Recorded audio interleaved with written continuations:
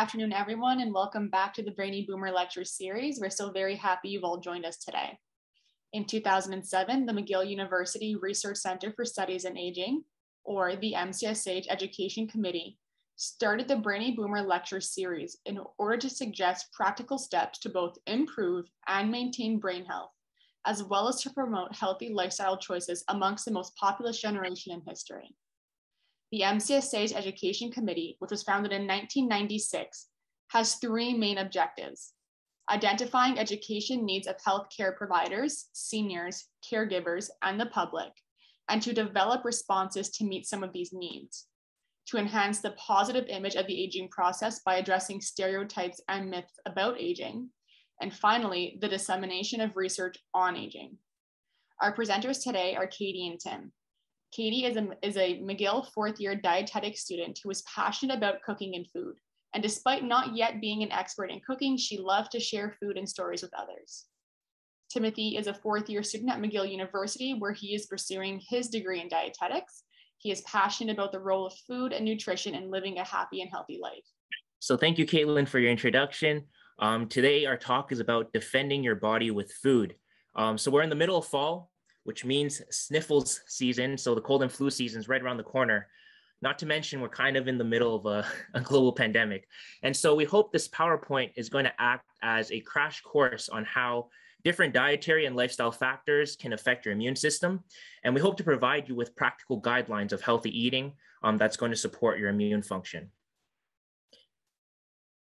And so I'd just like to start us off with a fun little pop quiz, a little multiple choice question, just so you can get practicing using the chat box, make sure we all know how that works.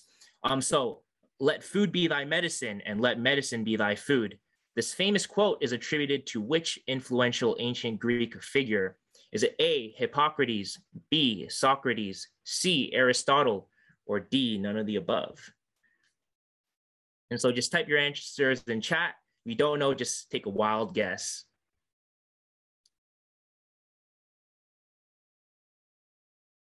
Okay, we got 2 A's coming in. A lot of A's. You guys are really confident. It's Hippocrates. Okay, we got some B's, some and C. C. Okay. I'm gonna give it like 10 more seconds. So get your answers in. Another A. And if you don't know, just take a wild Hail Mary. 2 more A's. All right, so I'm gonna call it. And the answer is, I'll actually take A or D. Oh wait, just go back to the slide. Yeah. So the reason for that is that, yes, Hippocrates is indeed famously attributed. The quote is famously attributed to Hippocrates. However, it's actually incorrectly attributed to him. So when historians actually went back and looked, they actually never found anywhere in Hippocrates' writings that he ever wrote this quote. And so, but this quote is attributed to him for good reason. That's why I'll give it to you if you wrote A, because he is known as the founder of Western medicine. And so he considered diet to be of central importance when treating illness and disease. So it's no wonder that we ascribe this quote to him. And so we go to the next slide. The idea that, oh, sorry, can you go to the next slide? No worries. Okay, so the idea that, what we eat has health consequences and that food can be medicine is not anything revolutionary. It's not anything new.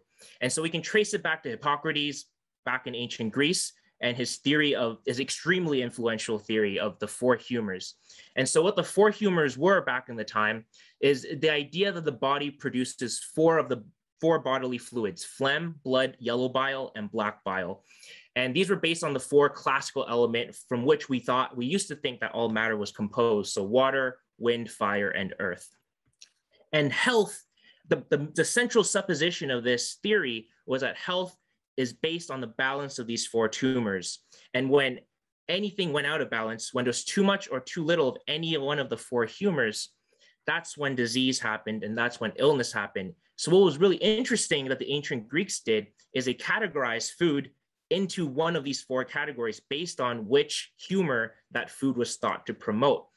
So if the person was diagnosed with having too much phlegm, with producing too much phlegm, what was interesting was that the doctor would tell them, hey, eat less foods, avoid foods that promote phlegm, and instead eat more foods that promote yellow bile, because that was a counteracting humor. And it also led to all sorts of weird practices throughout history, like bloodletting, where they just put a bunch of leeches on someone if they thought they had too much of the blood humor to suck out the extra blood. And so we go to the next slide. I personally, when I was learning about the four humors, I drew a lot of parallels to traditional Chinese medicine, which was really interesting because it emerged independently in ancient China, actually long before the ancient Greeks came up with their own theory. And the way the Chinese do it is they categorize it into hot and cold. And this has absolutely nothing to do with the temperature of the food. It has everything to do with what the ancient Chinese used to think the properties of food had, the effect the food was thought to have on the body. It had a heating effect or a cooling effect. So all foods in Chinese culture, we kind of categorize it into these two categories, hot or cold. And unlike the humoral theory, because nowadays we dismiss the humoral theory as kind of woo-woo and this is nonsense and this was the thing of the ancients. Actually, today, in Chinese culture, a lot of people, like of my parents' generation, my grandparents' generation, still believe in and practice the beliefs of traditional Chinese medicine. So I remember when I was growing up, I was a teenager and I had acne. And so my parents would tell me, hey, the reason you're getting all this acne is because you're eating too many heating foods, too many hot foods. You're eating spicy foods, you're eating dairy food, you're eating fried foods, and you're eating red meats. Usually, to balance out your qi, you need to have cooling foods. And they would tell me to eat all these traditional Chinese vegetables, or they would make me drink these nasty herbal concoctions that I really, really hated when I was growing up.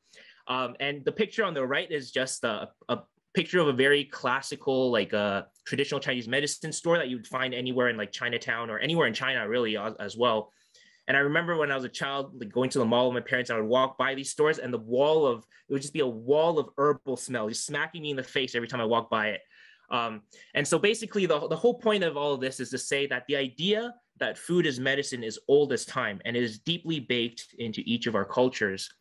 And so just to drive home the point in the next slide, just to really demonstrate the idea that there's some sort of cultural element to the idea of food as medicine.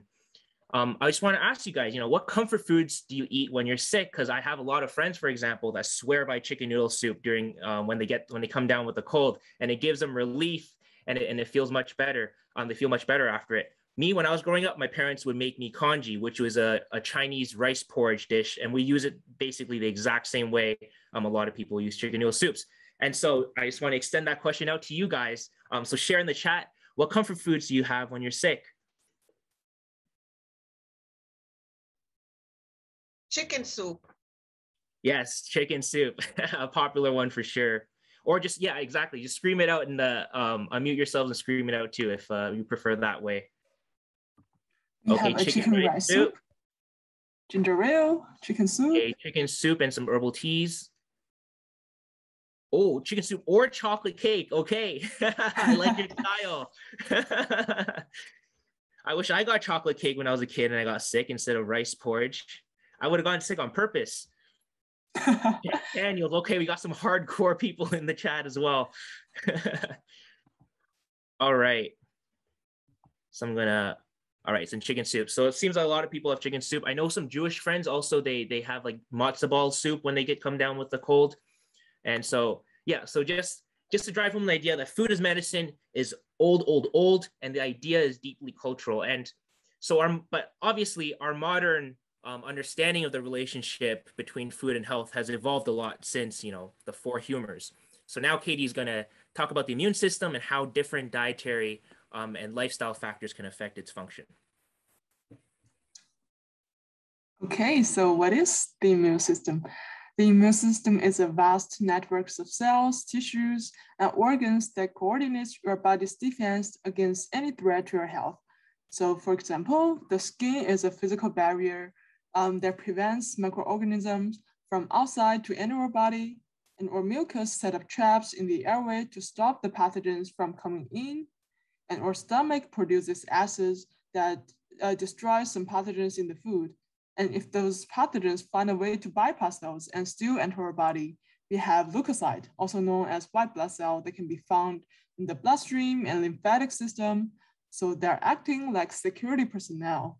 They are walking around our body and they're searching for suspicious signs. During the screening, if they find pathogens, they will just release some substance to cause inflammation. and destroy those pathogens. So without the immune system, we will be exposed to billions of bacteria, viruses, and toxins. It could make something as minor as a paper cut or a seasonal cold fatal. So it is really crucial that our immune system is working properly and efficiently. Is there anything we can do to boost up our immune system? Please pull out your chat box and tell us what you think.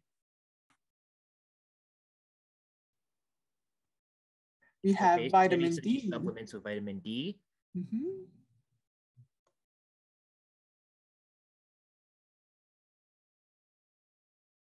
Vitamin C and D.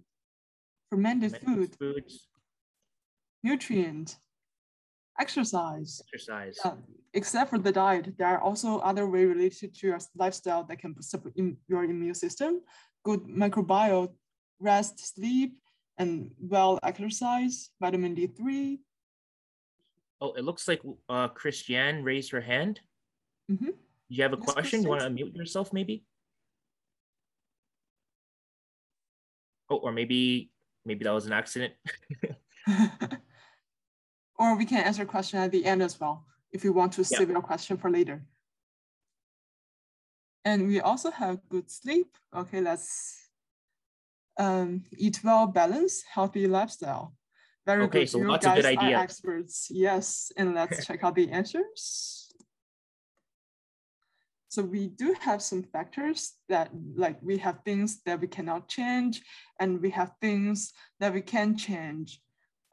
So like those non-modifiable factors, so things we can change include the environment, like the air pollution. So environmental toxins can damage or suppress the normal activities of immune cells.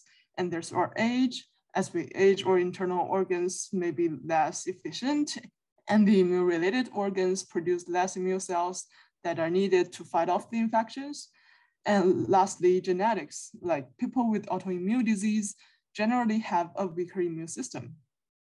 And as you guys mentioned, there are things we can do to strengthen our immune system, like we can quit smoking, we do not consume alcohol or only drink in moderation, and we can perform physical activity regularly, so exercising. And it is recommended to have at least 150 minutes of moderate to vigorous physical activity per week. And there's walking, jogging, dancing, swimming, and you can do some muscle strengthening activities by using the exercise bands, the handheld weights, and you can do some yoga. And here's a link for the physical activity resources. And also physical activity can really decrease your mental stress. Stress releases hormones like cortisol that suppresses inflammation, but inflammation is initially needed to activate the immune cells. If inflammation doesn't happen, then the immune cell can't do their jobs. And also there are activities in daily life that help you handle stress, like you can connect with your loved ones, communicating with people, going outside, like one of our audiences said, and you can practice meditation, exercise, making arts, and a lot of hobbies can reduce your stress. And also there's lack of sleep and rest, which will also affect the immune system because sleep can play a role in successful immunization. It is a time of restoration in the body during which cytokine is released that fights infection, and too little sleep will lower the amount of cytokines and other immune cells. And last but not least, diet. Poor diet can cause malnutrition and deficiencies, and this can impair the production and activity of our immune cells. So after talking about so many factors, we can see that it is really the overall balance of life that offers an environment for immune system to thrive. And there's no fast or hard rules to being invincible and having strong bodies. Lifestyle modification is what every one of us can do at the least cost. I do have a question here. I saw a lot of supplements in the chat box as well. Taking supplements can boost up immunity. True or false? Because during the winter seasons, like you've likely seen ads for products that claim to give your immune system a boost to help you ward off colds and the flus. But can something in a bottle, whether a vitamin formulation, really rev up your immune system to help you stay healthy? And in other words, can you buy your immunity? The answers are coming in. Let's see. We have true. We have a lot of trues. So far, there's one false and everyone else is true. So overall, not true. Sure. Only some people are not sure now. Okay, let's see the answer. And one more false. Okay, the correct answer would be false. It is true that our body needs vitamins and minerals for normal functioning, but higher doses have not been shown to make the system function better, and megadoses can sometimes be harmful or even suppress the immune system. Vitamin supplements should not be considered as a substitute for a good diet because no supplement contains all the benefits of healthful foods. So it's important to remember that no single nutrient is going to be your panacea of health, and just overdoing a singular superfood, quote unquote superfood, is unlikely to have any kind of real long-lasting impact on your health. Because at the end of the day, different nutrients are going to benefit your health and immune system in different ways. So it's most effective when you focus on following a dietary pattern that ensures you're getting enough of everything you need, a mix of everything you need on a day-to-day basis. And so consistently following a balanced and healthy dietary plan, it's what's going to be optimizing your health and supporting your immune function. And I find that the most simple, intuitive, and practical tool in order to practice a balanced diet and to optimize your health is the Balanced Plate from Canada's food guide. And so you guys have probably encountered this a couple of times by now. So just briefly, fill half your plates with vegetables and fruits, and then a quarter will consist of protein foods, and another quarter will be whole grain foods, and of course, make water your drink of choice. And so in the following slides, we're going to take a deeper look at each component and how that relates to both our overall health and the function of our immune system. Okay, so as you can see from the left side of the plate, it is composed of vegetables and fruits. And if we regroup the colors, we can actually see a rainbow. Eating a variety of vegetables and fruits in different colors ensure that we get the different types of nutrients and it prevents deficiencies. If we want to see the link between eating the rainbow and our immunity, we need to see what's happening in your body. And oxidation in your body is like the rust on the steel. It is something that happens naturally. A little bit of oxidation helps stimulate our immune system and the growth of immune cells, but too much oxidation would lead to inflammation. And during the oxidation process, the cells and tissues may be damaged. And antioxidants, as you can tell by the name, is the enemy of oxidation. It helps reduces inflammation and damage to cells. And that's why antioxidants play a role in decreasing risk of cancer and heart disease. And antioxidants include vitamin A, C, E, minerals like zinc, selenium, and there's phytochemicals like beta-carotene, and other vitamins that are not antioxidants also have protective effects for our body, like vitamin D is tightly associated with bone health, and folic acids play an important role in building DNA, RNA, and blood cells. And there's also phytochemicals. Those substances are found in plant-based food, such as vegetables, fruits, whole grains, nuts, seeds, and legumes. They give the plants their colors, flavors, and aroma. And when you walk past the supplement section of a pharmacy, you might see them multiple times. There's like beta-carotene, flavonoid, anthocyanin, lutein, etc. Their potential benefits include reducing risk of cardiovascular disease and cancer, decreasing DNA damage, and promoting eye health. Again, those substances have many benefits to health, but even if you don't remember their names, you can easily acquire them from eating a variety of vegetables and fruits, and always refer back to the Balanced Plate when you have no idea what to eat. Okay, and let's make this practical. This is Miss L's lunch on Monday. And how can we make her meal more colorful? And what change would you make to help Miss L to eat the rainbow? Tell us in the chat box, please. All we right. have add veggies. Cheese says add veggies. Yes, that's a good idea. But how can we add more veggies? And cheese. Also add some more protein, yes.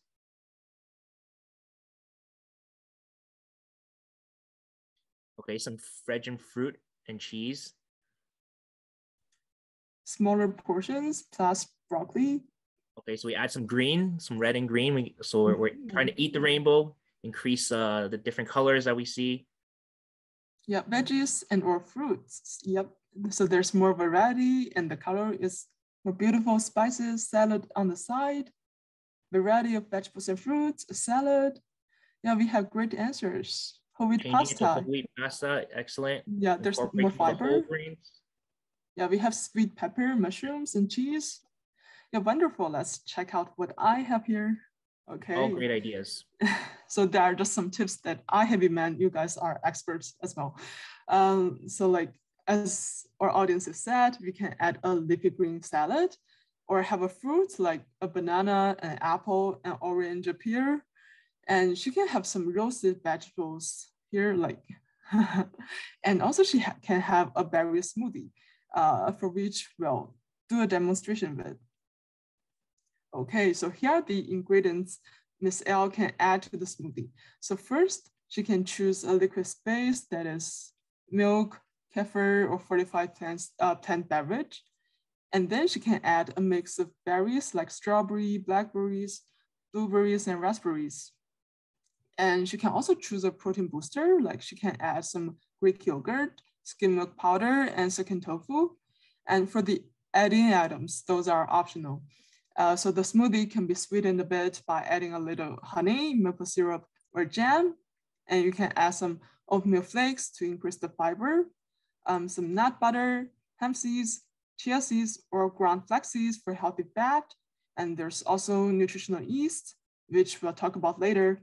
And don't worry, those recipes will be sent to you, so you don't have to take notes for this. And let's see the demonstration for making the smoothie.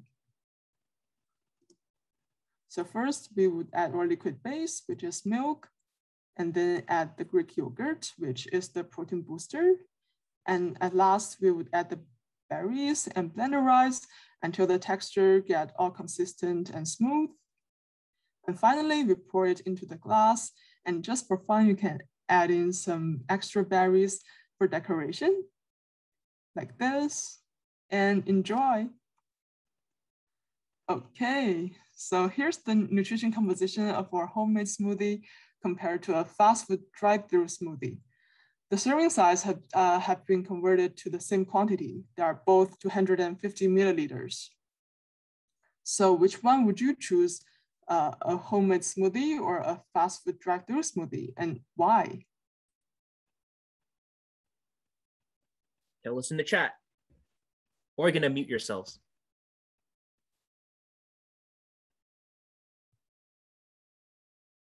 Homemade, more fiber and less fat, exactly.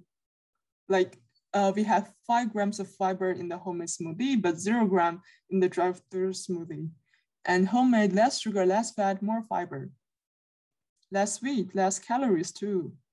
Less salt.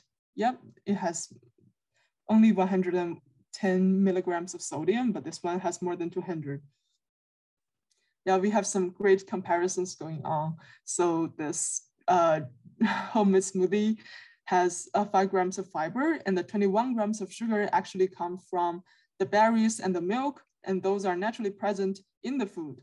And the high protein comes from the Greek yogurt, while the drive-through smoothie only have 8 grams. Okay, and as you can see, the price of the fast food smoothie is a bit higher. Let's go back to Canada's food guide. And after talking about the vegetables and fruits, we would look at the right. We have the protein here. Protein foods are taking a quarter of the plate. And protein is especially important as it is the building block that contributes to the successful functioning of the entire body. They're used not only to repair tissues, including muscles, tendons, skin, and organs, but also they're used to make hormones and enzymes. Adequate protein intake also decreases risk of malnutrition and help our immune system to achieve the balance. So now you have seen the plate. Oops. What are some protein sources you are familiar with? Pull out your chat box and tell us.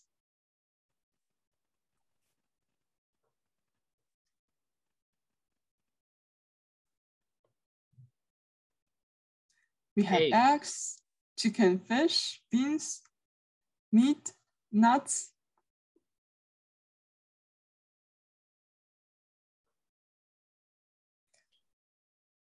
Okay, we got some plant-based ones like beans, meats, milk. We have tofu, cheese, peanut butter, legumes. Yep. Great, let's check out the answers. You guys basically include everything, but like if we categorize them, we have the animal sources and plant sources. So we'll look at the animal sources first. And we have things like eggs, dairy products like milk, cheese, yogurt, kefir, and seafood like fish, shrimp. And also there's poultry like chicken, ducks, as well as beef, lamb, and pork. And if you are not vegetarian, we really recommend it to have the skinless poultry, the lean cuts of meat, such as the loin part and the round part, and meat prepared with little or no added sodium or saturated fat. And then there's the plant sources. So there are beans like black beans, kidney beans, fava beans, and peas, lentils, and there's nuts like walnuts, cashew, almonds, and there's also seeds. So like sunflower seeds, pumpkin seeds, and also the soy products like tofu, fortified soy beverage, and we really recommend to have the sweetened and fortified beverages. And there's also soybean and tempeh, edamame. And here's the nutritional yeast that we talked about in the smoothie. It's sold commercially as a yellow powder or flakes. So except for being an excellent source of protein, it also have good amount of fiber, zinc, magnesium, and if it's fortified, it's also a good source of vitamin B, vitamin B12. And in those protein sources, you can also find fats. And an important fat is omega-3. Studies have shown that consumption of omega-3 is linked with a lower risk of heart disease and cancer, decreased inflammation, reduced anxiety and depression symptoms, and also delayed onset of memory problems such as Alzheimer's. And there are 3 types of omega-3. They are ALA, EPA, and DHA. And ALA is mainly found in the flaxseeds and the plant oils such as the canola oil, soybean oil. And as for EPA and DHA, they are found in the fatty layers of cold water fish. And our body can transfer very limited amount of ALA to EPA and DHA. And that's why Canada's food guide recommends having 2 servings of fish every week and choose fish such as salmon, mackerel, trout, herring, char, and sardines. It's also worth mentioning that some eggs are also fortified with omega-3, and they contain both ALA, EPA, and DHA. So they have all kinds of omega-3, and you can purchase them at an affordable price. Okay, so now let's make this practical. Let's look at what Mr. L had yesterday. And he skipped his breakfast. He had an egg sandwich, an iceberg salad, and an apple for lunch, a small bowl of crackers for PM snacks, and noodles with butter and roasted veggies for dinner.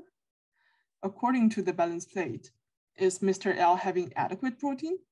So according to the balanced plate, protein should take up 1/4 of the plate. In the chat box here, we have not enough protein, not enough, only at lunch, yes. So he had the egg sandwich, not enough proteins. And what would you do to increase the protein to his diet? Shouldn't skip breakfast, not enough. That's right.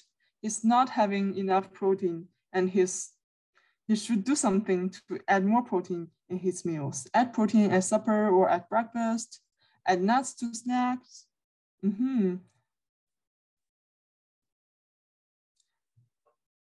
Iceberg is only water. Yeah, it's a good salad, but like salad is usually not a protein source. Okay, so let's check out some tips that I have for Mr. L.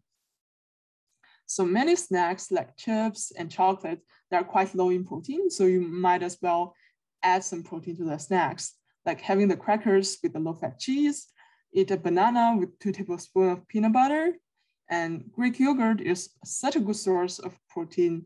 And you can have those plain Greek yogurt with a teaspoon of jam that we made last week. And you can have a handful of nuts. You can have a homemade high protein popsicle. So the recipe is right here. And also you can have a cream soup in the meal so that there's more nutrition in the liquid. And it could be fortified with Greek yogurt, protein powder, skim milk powder, etc. And protein can increase satiety. In order to make sure that Mr. L is having adequate protein, he can eat it before the starch.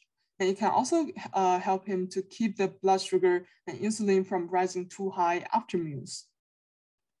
And also just make sure there's some kind of protein in the breakfast, like eggs, cheese, or to make the cereals richer in the protein, you can add milk, sunflower seeds, ground flax seeds, peanut butter. And if you don't feel like cooking, you can have a bottle of protein shakes or a protein bar. So this is what I did to Mr. L's diet. So I add the breakfast back. He should have had the breakfast. His lunch was fine, but in order to have more protein, he can use the Greek yogurt for the dressing to promote protein intake. And the cheese is added to snacks. And for dinner, Mr. L can have some meat sauce, chicken, beans, or chickpeas with the noodles. And a bowl of cream soup would also be appetizing as well. We have a question in the chat. What are some alternatives to dairy-based additives? So for the dairy-based additives, like instead of milk, you can have this. You can have the plant-based beverages, and most of them are fortified. And also you can have the fermented products like tempeh, and you can also have the nutritional yeast we were talking about later. You can refer to the previous slides because there is a specific slide for the plant-based protein.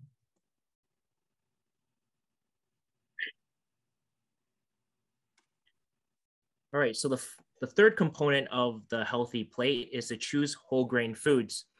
And so whole grain foods are high in fiber, and compared to refined grains, they're more rich in vitamins and minerals. And it's actually been shown that when we replace refined grains in the diet with whole grains, that actually decreases inflammation in the body. And that's one of the keys to optimizing your immune function. And so we go to the next slide. So when we go in and we shop for whole grain products nowadays in the supermarket, there's a lot of different terminology and marketing and labels, and we often get confused. And so I just wanted to ask you guys, whole grains versus whole wheat, what's the difference? And so just type in the chat box or take a wild guess if you know what the difference is. Because with all these different terms and the labels, it gets confusing what's what.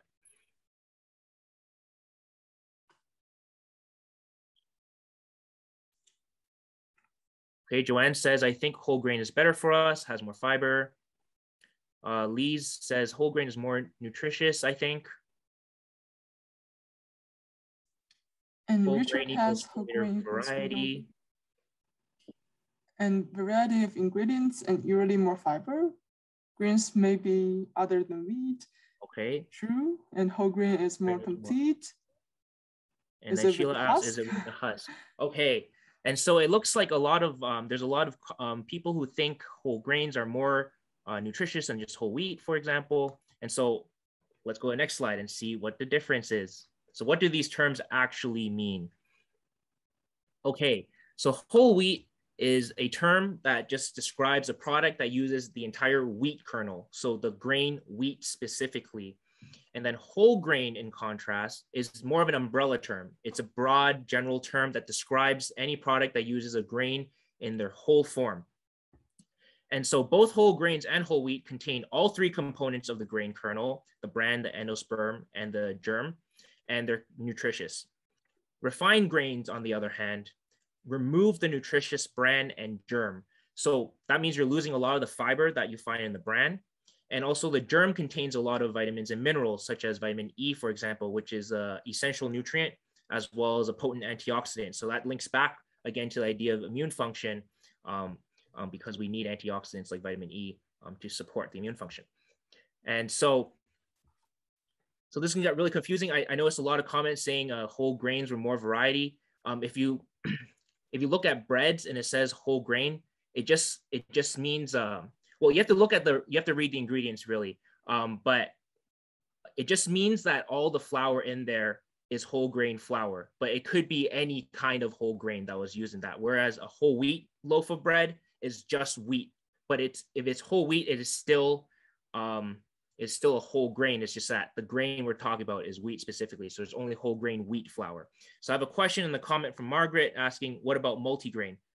Okay, so there's a lot of dangerous labels as well. So exactly, multigrain actually does mean there's multiple grains. However, that does not necessarily mean all these grains or any of these grains are going to be whole grain. It also doesn't mean necessarily that the base flour that was used for the bread is going to be a whole wheat flour or a whole grain flour. So it could have very well been like a refined Wonder Bread, white bread kind of thing, but then they just sprinkled like a bunch of seeds on top of it or a bunch of grains on top of it, and they could label as multigrain, but in reality, it's not actually a whole grain product. So you have to be very careful about the labeling. If they say something, if the label says something like 100% whole grain or 100% whole wheat, then for sure all the flour that's used is going to be a whole grain. And that's one of the ways you can tell. But it gets confusing sometimes. So that's why I wanted to go over this briefly with you guys. And so moving on to this slide, the Canada's Food Guide actually recommends that we eat a variety of different whole grains to ensure that we get all the vitamins and minerals that are necessary to support good health. So this is a very similar idea to when Katie was talking about eating the rainbow when we're talking about vegetables and fruit. Different whole grains contain different vitamins and minerals. So a good way to make sure you get a good mix of everything is just to incorporate a variety of them in your diet. And a good way to do this, a nice challenge for you guys to start increasing the variety of whole grains you might eat, is to experiment with a new whole grain every week in your cooking. So, something like amaranth or barley or buckwheat or cashew or millet, for example. The world is your oyster. As Canadians, we've enjoyed wheat, rice, and oats, for generations, and they're obviously healthy in their whole grain form, but let's try something new and make meals, a little bit more fun and exciting. You might be a little bit apprehensive to try some new whole grains because maybe, it seems a little exotic or you don't recognize them or they're a bit far out, but just like how you eat wheat, rice, or oats on a daily basis, there are many other cultures around the world right now that are enjoying these more exotic whole grains as their cultural staple foods on a daily basis. So it's not as far out as you might think. And then maybe you think maybe you're a little concerned that you're not a master chef and you don't have the cooking skills to try out, new whole grains. But really, no special cooking skills are required. If you know how to boil water, you know how to cook any whole grain, basically. And so I've included two resources to help you guys on this challenge if you're interested. And so the first resource is I think is a really excellent and comprehensive one. It has a table that basically lists out a whole variety of whole grains. And it's going to give you a little bit of the background and history and cultural significance of each of the grains, which adds a little bit of flavor and interest, but also it gives you very clear and simple instructions on how to cook each one of those grains. And then the second resource is a website that has hundreds of recipes that you can try out for breakfast, lunch, dinner, or snacks. And they showcase a variety of different whole grains and how to use them. And so the picture on the right is actually a screenshot of what that website looks like. And so it's a very beautiful, colorful website with lots of different recipe ideas, as you can see there. And so I invite you to take a look at that and get inspired to experiment with a new whole grain. So we can move on to the next slide. And so probiotics also have a role in the immune function. So last workshop, last week, we talked a lot about probiotics. and how when we ingest these probiotic foods, there's a lot of different health effects and health benefits. And so just a little recap, a probiotic food is any food that contains live microbes, the so-called good bacteria. And so I have some examples on the right. Once again, we have kombucha, yogurt, fermented pickles, kimchi, miso paste, and as well as sauerkraut. And so when we eat these probiotic foods, they travel through our digestive system and they get to our gut, and it's there that they colonize it, and they have their various health effects. One of them is to support your immune function. And the way that there's different ways that works, that takes place. A good way to understand it is, remember last week when I described how we preserve sauerkraut, why lactic acid bacteria can preserve sauerkraut. So the bacteria cover the entire surface of all the leaves, basically making it so that there's no space left for bad bacteria to try and colonize there, because it's all just already covered with good bacteria. A very similar thing takes place in the gut when we eat when we support our microbiome with regular consumption of probiotics. These good bacteria are going to coat basically the entire inner surface of our gut lining, and it's going to make it really difficult for new bacteria, for bad bacteria to come and colonize it, because there's no more space left for them, basically. They also, these good bacteria are also actually able to secrete substances into our bloodstream that have anti-inflammatory effects, and they can also stimulate the immune system. And so it's important that we incorporate probiotic foods into our diet, because that will keep our good bacteria in our gut happy and healthy. And if you keep them happy and healthy, they will keep you happy and healthy. And there is one caveat before we move on. If you're immunocompromised, so for some reason your immune system is weakened, or if you have some sort of histamine sensitivity, for example, probiotics can actually have the potential to do more harm than good for you. And so these would be good situations where you would talk to your doctor and ask them if probiotic foods are actually suitable for you. As we go next slide. And so, so no talk about probiotics is complete without mentioning the prebiotics. And so once again, these are types of carbs, mostly different kinds of fibers that we're not able to digest. So what happens when we eat foods that contain prebiotics, they're going to pass right through our digestive system because we can't digest them, and they're going to reach the gut. And it's there that they act as food that will feed the good bacteria. So they support the microbiome, they support the good bacteria that's growing in your gut. And so examples of foods that are rich in prebiotics include garlic, onion, asparagus, apples, cocoa powder, bananas, and also the whole grains.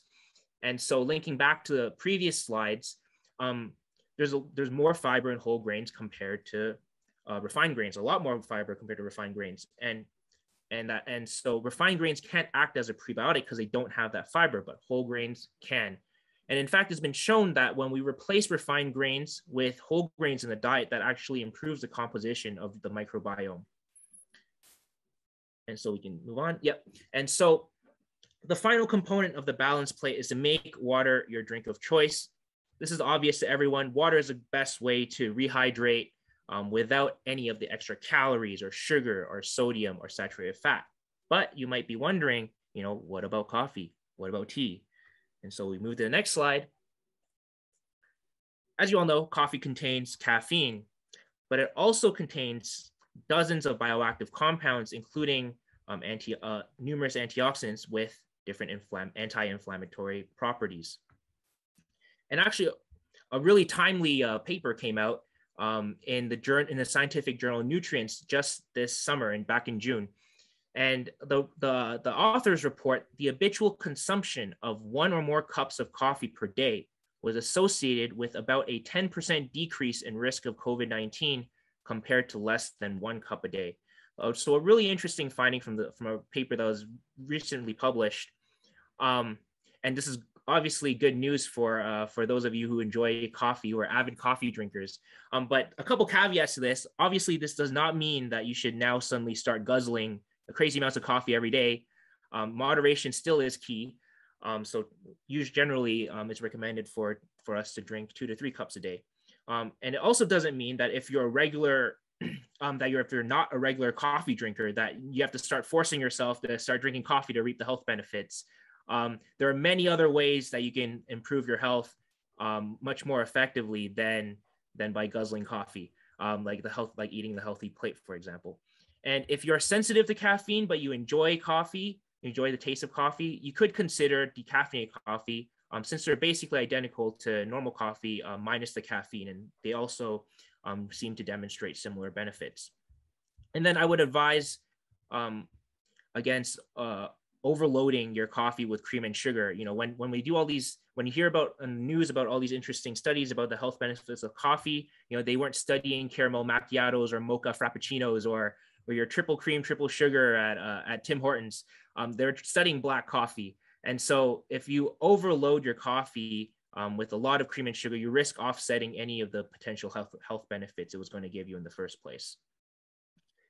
And so for tea, it's very similar, just like coffee, it's also rich in antioxidants and that have anti-inflammatory properties. And it's been shown that 2 to 3 cups a day has been associated with reduced risk of various chronic diseases such as heart disease, stroke, and type 2 diabetes. In the same paper that I just mentioned that talked about coffee, actually, the authors reported that a moderate consumption of tea, and we're talking like green tea or black tea, was significantly associated with lower odds of COVID-19 positivity. And once again, just like coffee, this doesn't mean that you should start guzzling tea like crazy. Moderation, once again, is key to reap the benefits. And so now we finally have all the pieces of the puzzle, and we can start to put this together into a coherent guideline. And so starting with the fruits and vegetables, and fruits, they're loaded with prebiotics, antioxidants, vitamins, and minerals. So these are really nutrient-dense foods, and different vegetables and fruits have different vitamins and minerals, which is why we recommend to eat the rainbow. That's going to encourage you to get a lot of variety and make sure you get a good mix of everything your body needs for good health. And so because vegetables and fruits are such a nutrient-dense category of foods, that they are considered the foundation for good health, and that's why half this plate is going to be filled with vegetables and fruit. And then moving on to the proteins, a quarter of that plate is going to be protein. It's important for preventing malnutrition because when you're malnourished, that's going to severely impair your immune function and your ability to resist coming down with a cold or something like that. And so it's important that we get adequate protein in order to prevent malnutrition and support proper immune function. And then the final component of the plate are whole grain foods, which are rich in prebiotics like fiber compared to the refined grain counterparts, and also vitamins and minerals. And of course, make water your drink of choice. And then at the bottom, I've also wrote a little thing to incorporate probiotic foods in your meals. It doesn't, because probiotic foods don't really fit into any one categories. For example, we have kimchi and sauerkraut as examples of probiotic vegetables. We have yogurt as an example of a probiotic protein, and we have sourdough bread as an example of a probiotic whole grain. And so once again, it's important we incorporate probiotic foods into our diet in order to support our overall health. And so these are all the different dietary factors that are going to come together and support your health and your immune function. But that comes together also and ties in with the lifestyle factors. So as Katie mentioned in the beginning, to avoid smoking and having excessive alcohol intake, to exercise, get your exercise in, doing various strategies and means to reduce your stress, like exercise, for example, but also, meditation, yoga, breathing exercises, mindfulness practice, and also to get enough sleep. And so when all these dietary factors and lifestyle factors come together, when all the pieces of the puzzle come together, that's going to provide a strong foundation for overall good health. And that's going to be what's most effective to give you a strong immune function to survive through the cold season, the sniffle season.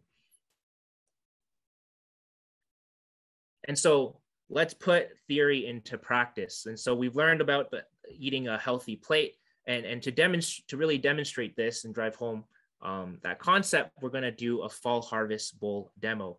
And just once again, there's no need to take notes. You're going to get the full recipe with all the different quantities and substitutions and step-by-step instructions. I also warned that in the next slide, the video is going to go a little fast. And so don't worry, don't freak out. You're going to get a copy of the video, and you can rewatch it as many times as you want at your own pace. And so this recipe has 4 components. It has the vegetable roast. And if you can see the list of ingredients we've included in our version of the harvest bowl, We chose a lot of seasonal vegetables, and we chose like vegetables with every color rainbow, so that we're really eating the rainbow, so we're really getting a good variety. Obviously, this recipe is flexible, so you can choose your favorite roast vegetables.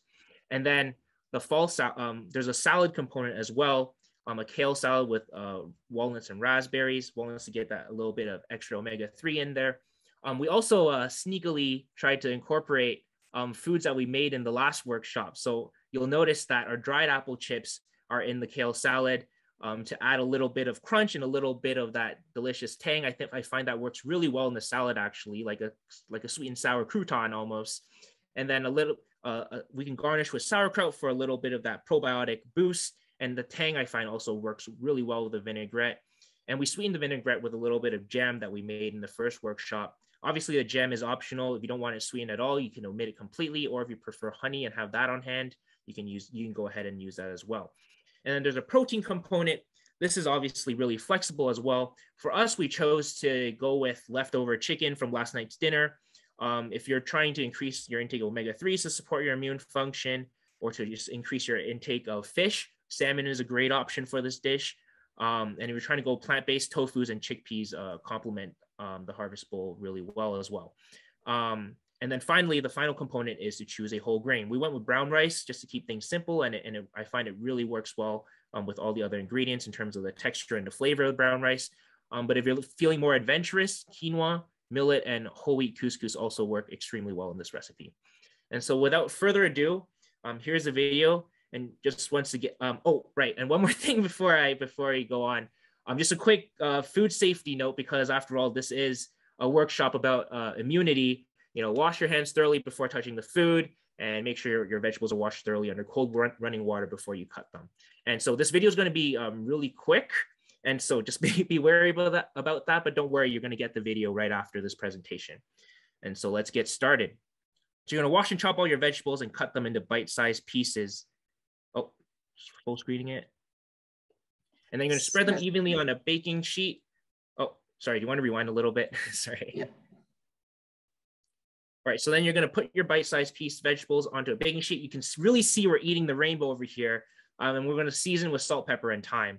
And then a nice, generous drizzle of olive oil. And it's going to go into the oven at 425 degrees for 25 minutes, or until the vegetables are nice, roasty, and tender. So just like that. And then next, we're going to start cooking the brown rice. Whatever whole grain you choose to use, just follow the package instructions or the resources I provided you. So we're going to make the vinaigrette. We're going to add apple cider vinegar, olive oil, minced shallots, Dijon mustard, a little bit of jam from our previous workshop, and then black pepper and salt. And we're going to put it all in the mason jar, and we're going to cover it with a lid and shake it vigorously until it's a nice smooth mixture. I really recommend using the mason jar technique, because if you have any extra, you can just toss in the fridge. No need for an extra bowl or anything. So now we're going to assemble a salad. We have our walnuts, apple chips, and cranberries, and we're going to add the vinaigrette and toss. So now we have all the different components ready. We can start assembling the bowl. So fill half your plate with vegetables and fruit. And so we have the roasted vegetables and the kale salad right there. And then we can incorporate our leftover chicken from last night's dinner. And also a quarter of the plate would be whole grains. We're topping with a little bit of probiotic sauerkraut and a nice drizzle of vinaigrette to finish things off. And honestly, this was pretty tasty. And we cooked this in our friend's place, and they had dinner for a couple of days after that. And it was just this, and they really loved it. And so I invite you guys to try this recipe. It is extremely flexible. And as you can see, it really fits it really works well with the balanced plate concept.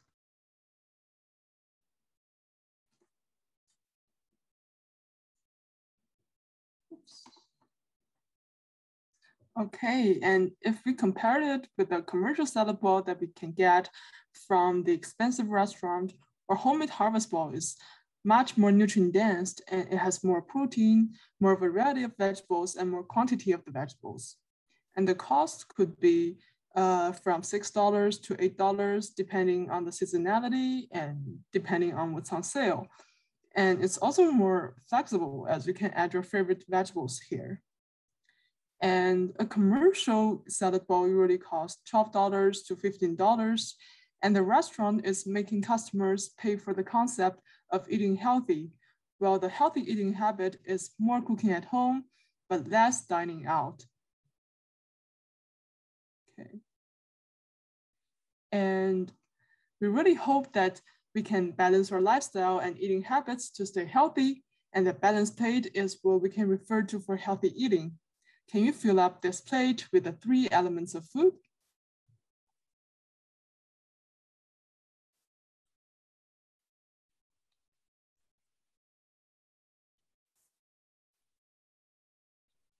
We have a question in the chat box. Where can I watch the recording? So the PowerPoint will be sent to you, and the recordings and the videos is inside the PowerPoint, and you can also watch the recording from YouTube because they will be all posted.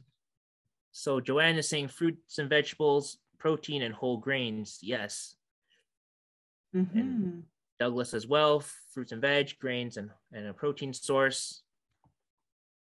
Okay, so half of the plate would be vegetables and fruits. Excellent. And a quarter of it would be the protein sources. And then the last quarter would be whole grains. And don't forget, there's a cup of water, and water is always the best drinking choice. And if you enjoy tea or coffee, you can enjoy it in moderation without too much cream and sugar. And thank you for your participation in this PowerPoint. And if you have any question, it is time to ask.